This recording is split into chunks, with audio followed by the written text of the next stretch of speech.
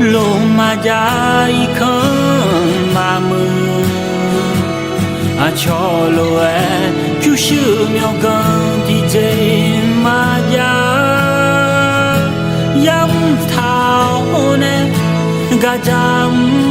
jan ma ni cho gà du ina ma ya ja mà cho sa ra lô mà dài không mà mưa cho lô chú sư nhau gần thì dễ mà ya yam thao nè gà jam jaluma ni cho gà du ina ma ya ja cho hông nghe là bé sư nhây lớn đông sư nhây sợ có sư nhây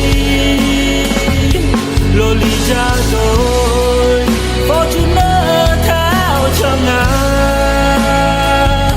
là hà lò nuôi xa ra mi nè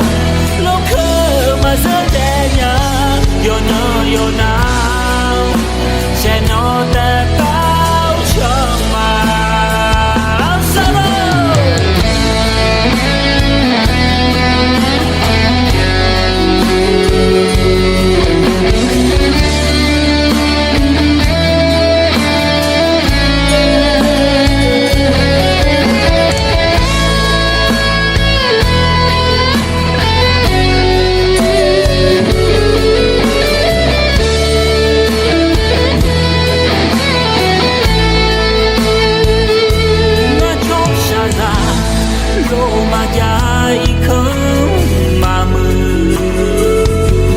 cho lô